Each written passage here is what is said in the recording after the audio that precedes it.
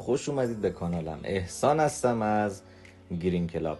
امروز قراره یکی از مهمترین سوالات شما رو که در واقع مرحله آخر برداشت ایردراپ هاست و واسهتون کامل، شفاف و دقیق توضیح بدم که مرحله آخر و زمانی که شما کلیم کردید به چه نحوی اونو میتونید بریزید داخل کارت بانکیتون.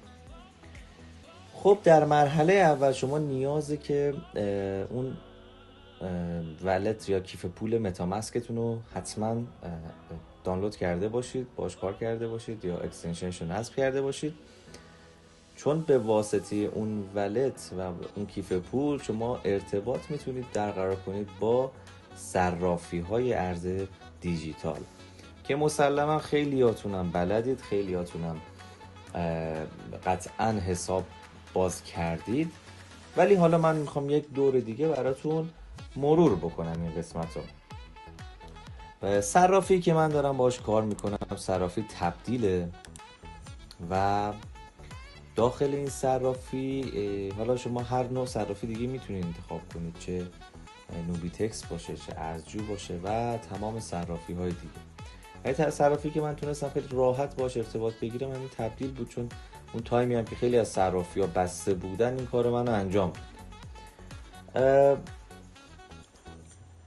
تمام صرافی ها شما در ابتدا باید احراز هویت بشید که اونجا میتونید با حالا ارسال مدارک خودتون و کارت های بانکیتون اونجا احراز هویت بکنید. حالا یک ویدیو هم میتونید بفرستین، حالا بعضیا دارن بعضیا ندارن، که این قسمت این تیک احراز پیشرفتتون انگار بگیرید تیک پیشرفته رو.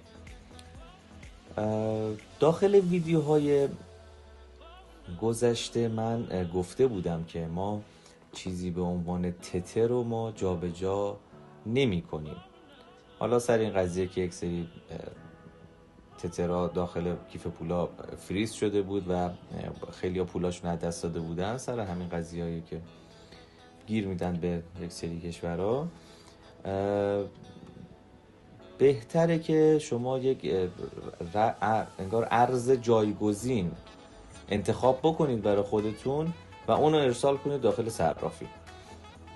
ارزی که من بهتون پیشنهاد میکنم ارز BNB. چرا؟ چون BNB هم سرعت شبکش خوبه، هم کارمزد پایینی داره. ببینیم قدیم مثلا میمدن تتر روی شبکه TRC20 یا همین ترون جابجا میکردن، خب خوب بود، سرعتش هم خوب بود، کارمزد. الان خیلی کارمزد وحشتناکی داره، یعنی اصلا نمیصرفه که شما بیان روی شبکه TRC20 جابجا بکنید یا شبکه های این چنینی. حالا اگه بلد بودیم با لایه دوم های اتریوم کار کنید که با صرافی های ایرانی کار نمیکنن خیلی هاشون، پس بهترین گزینه همین BNB و انگار شبکه BP20. شما باید ارزی که از طریق ایردراپ دریافت میکنید داخل یک سری صرافی های غیر متمرکز که بهتون میگم، حالا زمانش که برسه مختص اون ایردراپ باشه بهتون میگم از کجا شما میتونین تبدیلش کنید به این ارز.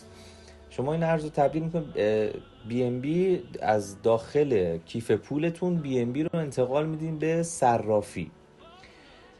یه قسمت داره تو داشبورد، معمولا همه صرافی ها این قسمت رو دارن، داشبورد رو میزنید قسمت واریز BNB. ببین دوستان، اگر یک زمان اینجا BNB ندیدید از این قسمت بالا میتونید اسمش رو سرچ بکنید، براتون BNB رو میاره. خب میزنین واریز، اینجا باید شبکهش رو مشخص کنید،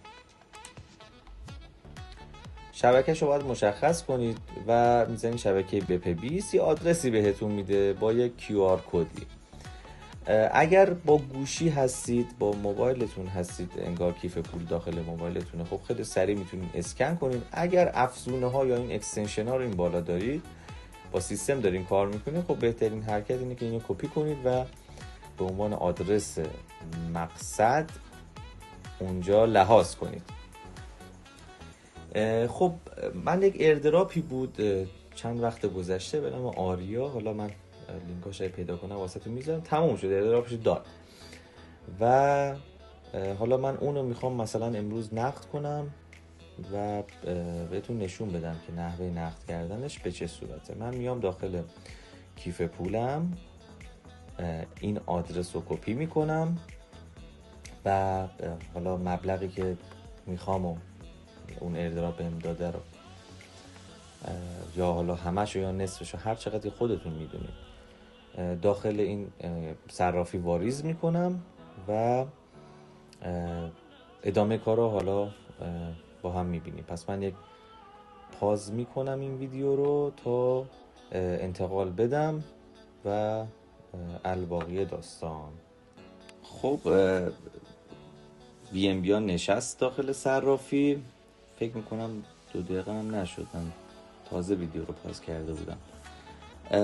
میاد میشینه اینجا. به من دقیقاً نصف اون مبلغی که ایردراپ به من داده رو داخلش ریختم و کار حالت واریز شده. مبلغش رو اینجا به واحد بی ام بی میزنه براتون و مبلغش هم 6,900,000. حالا من میخوام اینو نقدش بکنم. 2 تا راه دارم کلا، یا اینکه در واقع 3 تا راه میشه گفت. یا اینکه همین بی ام بی رو اینجا مستقیم بزنم بازار تومانی. خب اینجا صفحه خود انگار چارت بی ام بی میاد که داخل صرافی تبدیل هست. چون من ارزو الان داخلش دارم، اینجا تو موجودیم نشون میده، میتونم حالا مقدار دلخواهمو بزنم ولی سفارش آنی رو بزنم اینجا، مستقیم بیام مبلغ رو نقدش کنم. چون فاصله بین خریدارها و فروشنده ها اینجا این وسط مثلا میگه که آقا من اینقدر مقدار بی ام بی رو میخوام رو این مقدار بخرم. خب یه قیمتی میده، مثلا من رو این قیمت میخوام بخرمش. این قیمتش این بغل به تومان نوشته 114,670,000 اینجوری مثلا به تومان نوشته. من رو این قیمت میخوام این تعداد بخرم. بالایی گفته چی؟ من میخوام رو این قیمت بفروشم. این دائم داره اینا تغییر میکنه. بعد این گپی که این وسط هست، حالا خریدار و فروشنده باید به تفاهم برسن که یک معامله انجام بشه و اونجاست که اون نقطه‌ای که بازار شکل میگیره. یعنی یک عرضه و یک تقاضای زمانی که به تفاهم میرسن بازار شکل میگیره. چون زیاد برای من تفاوتی نداره تو بحث تومانی، چون مبلغ آنچنان بالایی نیست، من همیشه خود این سفارش آنی رو میزنم.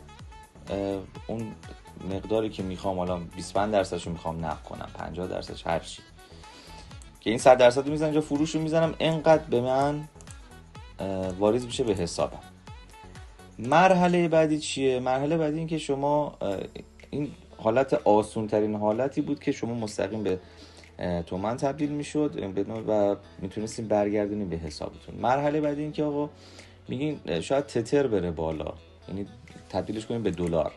قسمت تتری رو انتخاب میکنین و اینجا شما بی ام بی تون هر مقداری باشه، مثلا موجودی من که اینجا زده، من بیام سفارش آنی رو انتخاب بکنم، وقتی 100% مبلغ بزنم میشه $50. فروش بزنم به این $50 میده.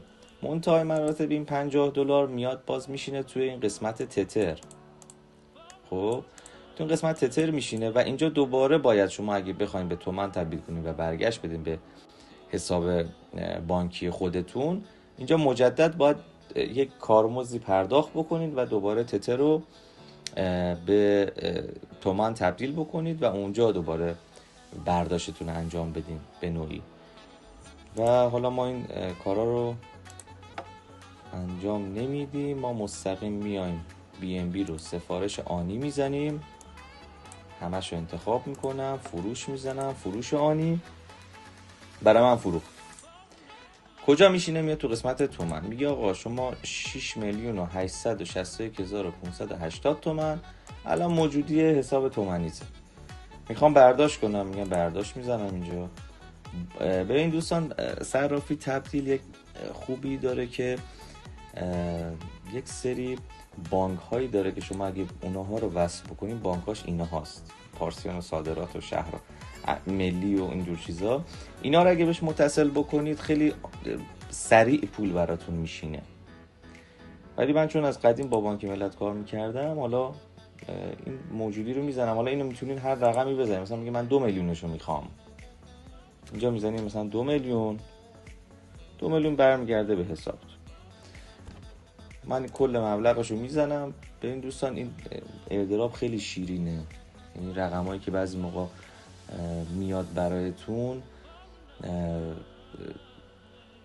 سریع نقدش میکنین، برین خرجش کنین، اشغال کنین، هر کاری که خودتون میدونین به واسطه اون پول میتونه انجام بدین. یا میتونین از اینجا بردارین بریزین توی مثلا میگم حساب بورسیتون، اونجا سهام بخرید، تو درآمد ثابتا بذارید. تمام اینها رو شما میتونید از این طریق انجام بدید و یک سبد به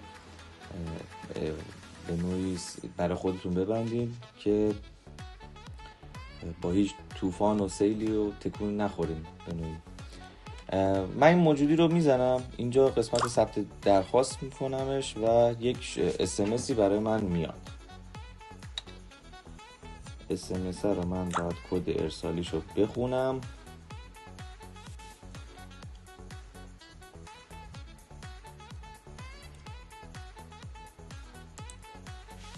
تراکنش با موفقیت.